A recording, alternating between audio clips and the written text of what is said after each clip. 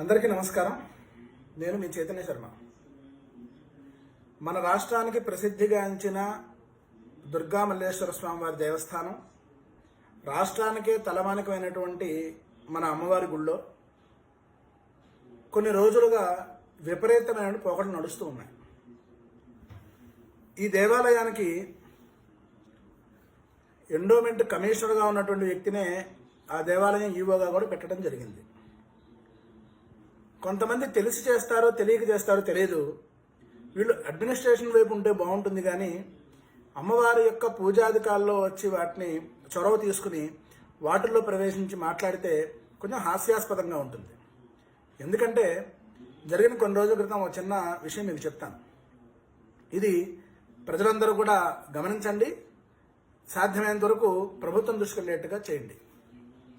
అమ్మవారి గుళ్ళో వేద పండితులు అమ్మవారికి వేద పారాయణతో సేవ చేస్తూ ఉంటారు.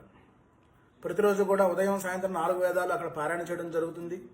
అమ్మవారికి శ్రీచక్రార్చన చేయడం జరుగుతుంది. ఓ పక్కన అమ్మవారికి అర్చక స్వాములు అర్చన చేస్తూ ఉంటారు.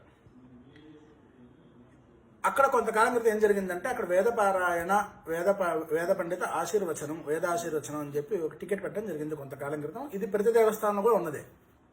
500 రూపాయలు కడతారు. 500 రూపాయలు కట్టిన తర్వాత అక్కడ వేదాశీర్వచనం చేస్తారు. ఆ వేదాశీర్వచనం చేసే సమయంలో దుర్గామల్లేశ్వర స్వామి వారి దేవస్థానంలో వేద పండితులను తీసి పక్కన పెట్టేశారు. పక్కన పెట్టి అమ్మవారి గుళ్ళో అర్చన చేసేటువంటి అర్చక స్వాముల్ని తీసుకొచ్చి అక్కడ మీరు ఆశీర్వచనం చేయాలి అని చెప్పి పెట్టడం జరిగింది. ఇక్కడ 2 సమస్యలు ఉన్నాయి. ఒకటి అంటే, నేను ఈ మధ్య అమ్మవారి గుడికి కొంతమంది పెద్దలతో వెళ్ళినప్పుడు నేను గమనించిన విషయం, ఎందుకంటే నేను సహజంగా వేదం చదువుకున్నా కాబట్టి నాకు తెలిసిన విషయం నేను చెప్తున్నా.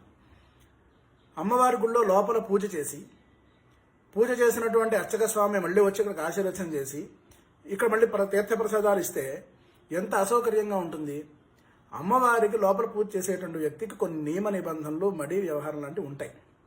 అటువంటి ఉన్న వ్యక్తికి ఆ గుళ్ళోంచి మళ్ళీ లోపలికి వచ్చి, గర్భాలయంలోంచి లోపలికి వచ్చి మళ్ళీ వీళ్ళకి ఆశీర్వచనం చేయాలి అంటే అది పద్ధతి అయిన విషయం కాదు.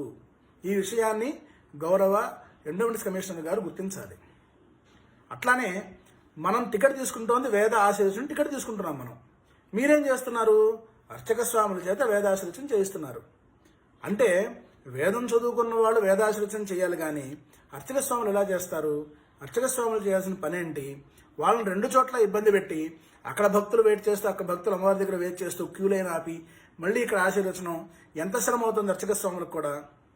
అంటే మీరేదో అధికారంలో ఉన్నారు కదా అని చెప్పి ఏ నిర్ణయం పడితే ఆ నిర్ణయాలు తీసుకుంటే అక్కడ వ్యవస్థలో ఉన్నటువంటి వారికి చాలా ఇబ్బంది కలుగుతోంది. మీరు ఆ విషయాన్ని గమనించండి. ఎండోమెంట్ కమిషనర్ గారు అయినటువంటి దుర్గగుడి ఈవో గారు, మీరు ఈ విషయాన్ని పునఃపరిశీలించండి. అలానే ఆ గుళ్ళో ఉన్నటువంటి వేద పండితుల చేత వేద ఆశీర్వచనం చేసి మీరు తీసుకుంటున్న టికెట్కి న్యాయం చేయండి. భారత్ మాతాకి జై.